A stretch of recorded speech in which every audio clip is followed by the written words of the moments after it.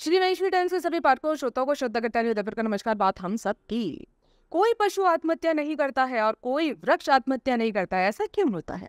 मैंने सुना है कि एक बार चीन के एक सम्राट ने अपने प्रधानमंत्री को फांसी की सजा सुना दी और जिस दिन प्रधानमंत्री को फांसी दी जाने वाली थी, सम्राट उससे मिलने गया और उसे अंतिम विदा कहने गया।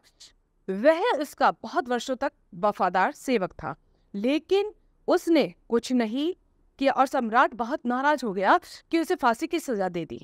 लेकिन यह याद करके कि यह उसका अंतिम दिन है, सम्राट उससे मिलने आया।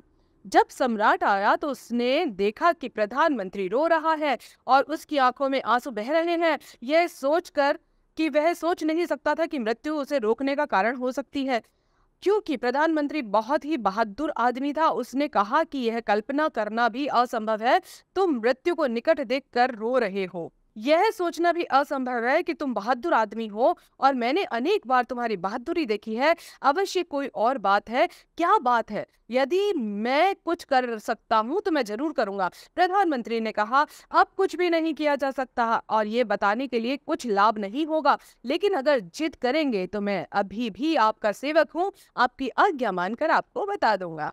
सम्राट ने जिद की और प्रधानमंत्री ने कहा कि मेरे रोने का कारण है क्योंकि मृत्यु कोई भी बड़ी बात नहीं है, एक न एक दिन तो मनुष्य को मरना ही है।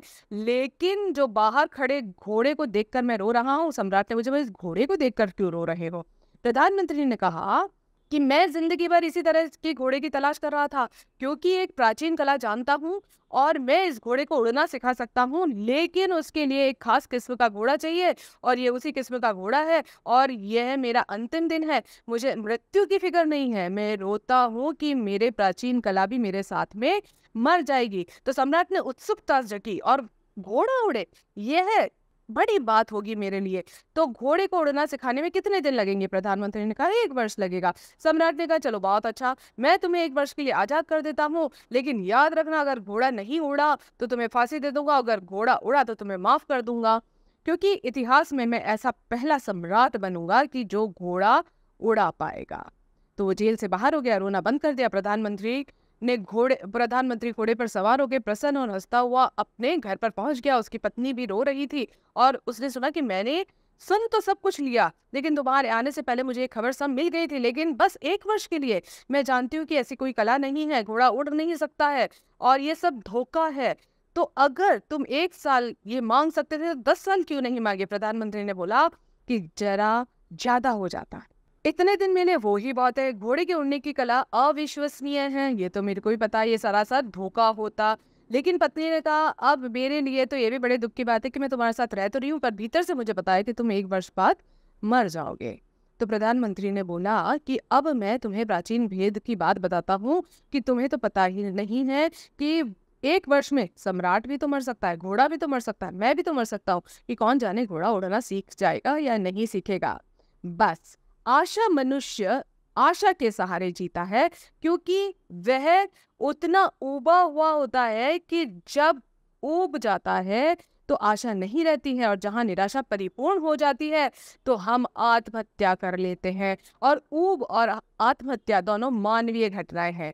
कोई भी पशु कभी भी आत्महत्या नहीं करता है, कोई भी प्रकृति कभी भी आत्महत्या नहीं करती है, अपने अस्तित्व पर विश्वास करती है।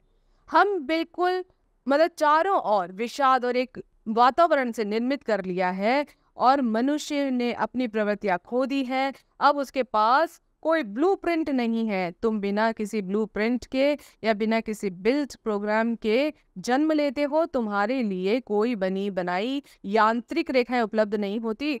तुम्हें अपना मार्ग स्वयं निर्मित करना होता है और तुम्हें वृत्ति की जगह एक ऐसी चीजें निर्मित करनी होती है जो वृत्ति नहीं होती, क्योंकि वृत्ति हो चुकी है। तुम्हें वृत्ति की जगह विवेक से काम लेना चाहिए, तुम्हें वृत्ति की जगह बोध से काम लेना चाहिए और तुम यंत्र के भांति नहीं चला सकते। तो हमें ये पता होना चाहिए कि हमको अपने विवेक से काम में लेना है और विवेक को यूज करना है। आप सभी अपना ध्यान रखिए, अपनों का ध्यान रखिए। जय श्री कृष्ण, जय महेश।